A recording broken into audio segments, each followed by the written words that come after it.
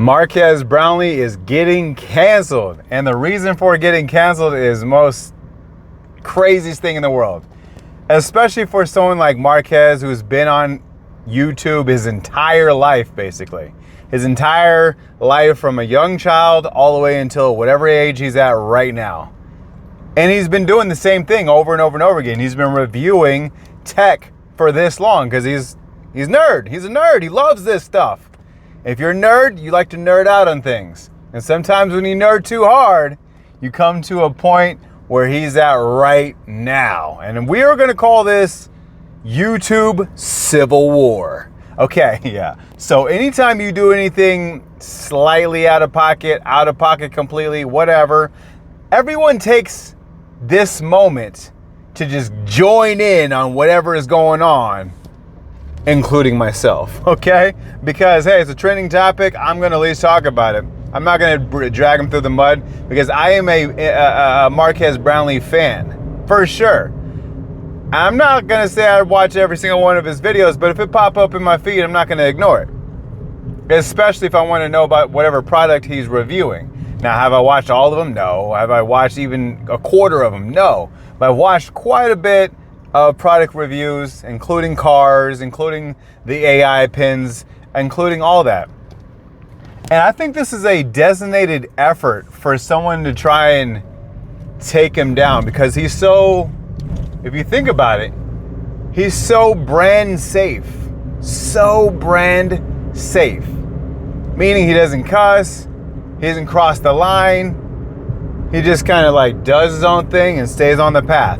Where he started kind of going crazy is where the first time I seen him do this was being invited out by Apple and going in and reviewing their newest products and just completely just, thumbs down on the whole thing. And I thought that was crazy because I'm like, how could you ever do that? Like, and then next year he was back at the same conference. I was like, what?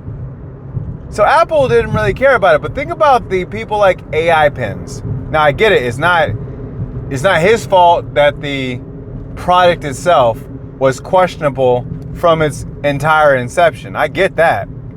But what he said about it made the company not do so well and almost go out of business, in my opinion. Why would you have an AI pin, especially after the Apple update, when we're gonna have all those AI features you're just having over here on some physical pin that's outside of your device, and just have it all in your device? I don't know. I hope I'm able to buy. I hope I'm able to buy. I hope I'm able to have AI features such as writing me descriptions and things of that nature where I don't have to pay for it no more. Because I have to pay $20 a month whether I'm using ChatGPT or ChatGPT 2.0 with Samsung, basically, the Gemini, or 3.0, which would be the Apple. Hopefully I don't have to pay for all of these. It sucks because I don't want to have to pay for it. It doesn't make any sense. I don't want to pay for these things, okay? So therefore, I feel like I shouldn't pay for them, so therefore I'm not going to pay for them. But as of right now, I'm paying for them. Okay? So understand that when he says some things about these companies and then they end up not doing so well after what he says, he is a make or break review. So if I develop some type of tech and I send it out to him to review, or he buys my product to review, because it's not every time he gets something sent out, a lot of times he's buying it. So he buys it or it gets sent out, whatever one, and then he's like, oh yeah, this is cool and everything, but it's not worth your time. Boo. Then guess what happens? You're stuck because his review is what destroyed your product, your company, everything. But he didn't do it out of malice. He did it out of your tech. It's just not there yet. And truthfully, it probably isn't. So ever since that point, I've had a feeling that something's going to happen. And when he mentioned panels, because just in case you don't know what I'm talking about, he basically did a thing called Panels, which is an app that you have to pay $50 a year to be able to have these backgrounds that you can put on your phone. Which I didn't know anyone asked him, where do you get your backgrounds from? Because that was the pitch. He was like, yeah, everyone always asks me where I get my backgrounds from.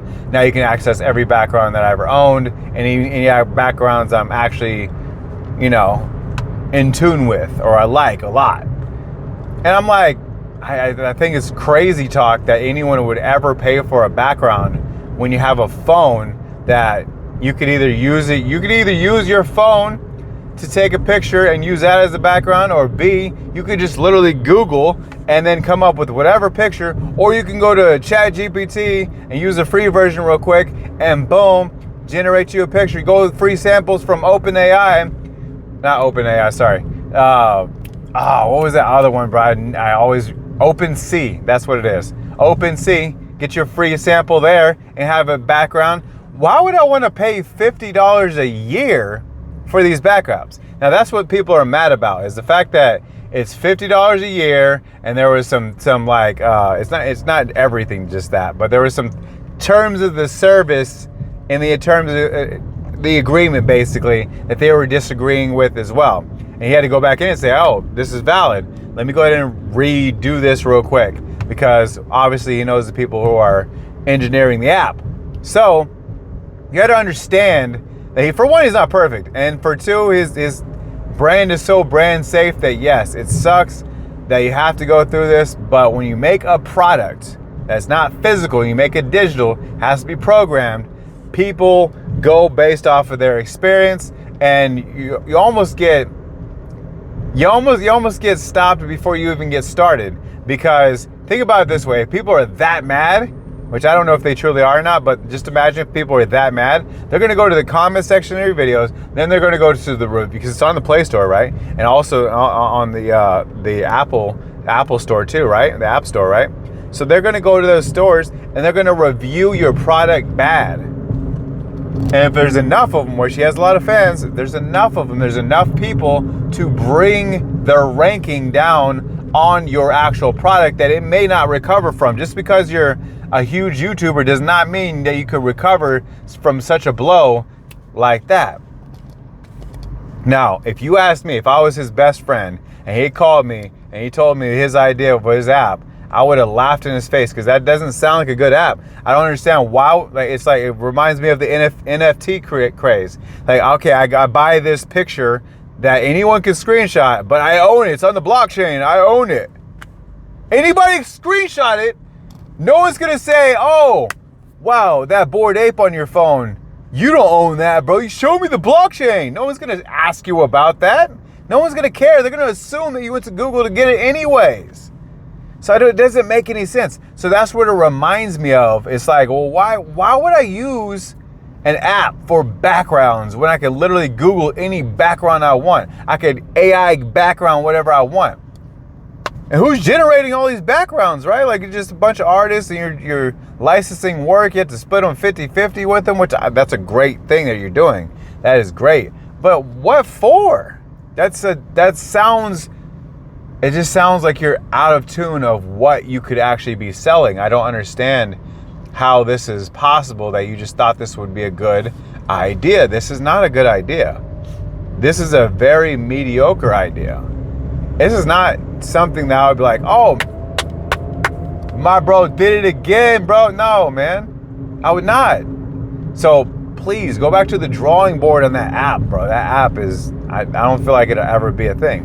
When I first heard it, like, I literally just watched that last video of him, the review of the iPhone 16, and I was just so like, what?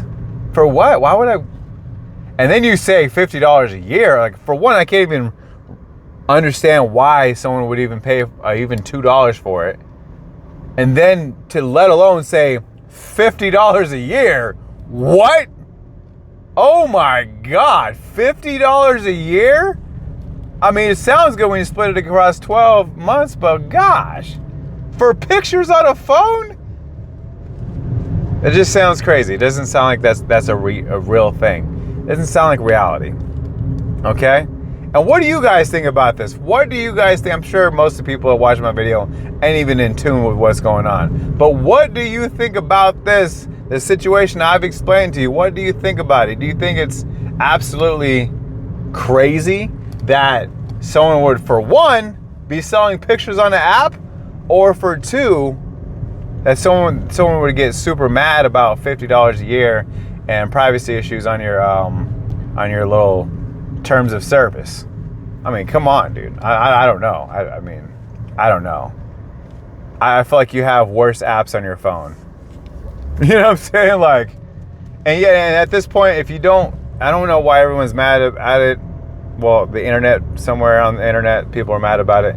But I'm not sure why you'd be so mad about it when you could just literally not buy the product. If it sucks, or if it's something you never want to see, just don't buy the product. It's so easy. Like, don't buy it. Why would you buy something you don't like, right? It doesn't make any sense. Just don't buy the product. At the end of the day, just don't buy it. It doesn't make any sense to sit there and cry about it. Just, you know, like, if you don't like the product, just don't buy the product. It's not hard. There's no way I'm gonna go inside a Foot Locker and say, I hate those shoes. We should cancel Foot Locker. They're showing us whack shoes. And be all mad about whack shoes. Just don't buy them, bro. They're forcing us to buy these shoes. No one's forcing anybody, okay? Calm it down. Sit down. Take a breather, okay? Yeah, let me know what you think about this craziness that's going on around here, bro. And thank you so much for tuning in. Second time today. All right, peace. Okay, I appreciate you, what I meant to say. Peace!